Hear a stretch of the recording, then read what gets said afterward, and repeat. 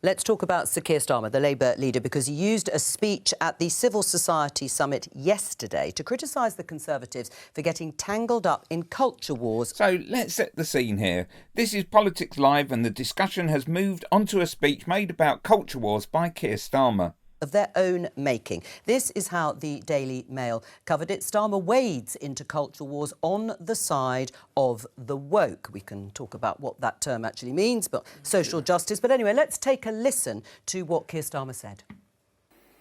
Instead of working with the National Trust, so more people can learn about and celebrate the culture and our history, they've managed to demean their work.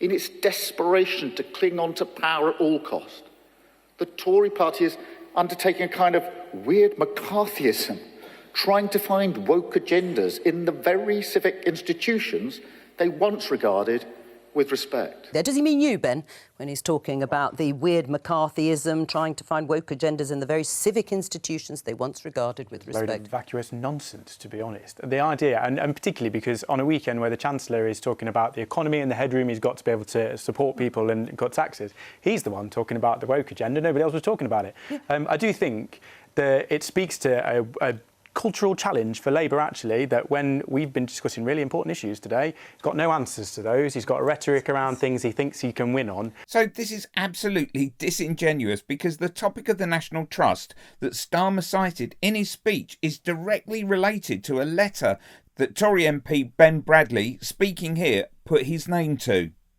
Now let's see him getting royally called out for talking crap. With a certain groups of people. But Ben, you've been on this programme many times talking about exactly these issues. I mean, in November 2020, following a report on the connections between colonialism and properties now in the care of the National Trust, including links with historic slavery, you were among the signatories of a letter to the Telegraph accusing the National Trust of being coloured by cultural Marxist dogma, colloquially known as the woke agenda. You started it, to use that childish phrase. I think... Oh dear, Ben, you just got owned. Well, let's not get into who started it. We'll be going round in circles. But did you stoke it? Here's a copy of that letter. A letter written by the Common Sense Group, another group within the Tories trying to exert some form of power. Anyway, let's go back to November 2020, when Dahlia Gabriel was putting a counterpoint to Ben and that letter on Politics Live. The National Trust commissioned a report looking into the historical links between their sites and historical colonialism and slavery. They produced an interesting piece of historical research for those who want to find out more about the context of the sites that they visit. It feels like this is getting blown up into a kind of manufactured culture war. And, you know, I think it's very interesting that the MPs in their statement said, as you mentioned, that history must not be sanitised or rewritten to suit snowflake preoccupations. But it seems to me that the only snowflakes here are the people wishing to sanitise and rewrite our histories, are those who are harassing the National Trust for simply doing historical research and revealing some things about their sites that are interesting, even though some people might find that uncomfortable, but that doesn't mean it's not worth knowing about. Ben? We do know these things, don't we? I don't think it can be described as harassing the National Trust to write them a letter. But equally, you know, as I say, this is a taxpayer-funded institution.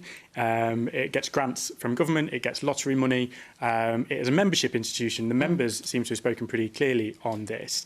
And it just has cropped up all of a sudden this spring, this summer, this kind of revisionism that comes from this concept of almost an anti-British kind of rhetoric that we're being asked to teach in schools, that we're being asked to push through our institutions. I don't think that's right. A load of vacuous nonsense, to be honest. Click here for another disastrous PR stunt from Rishi Sunak.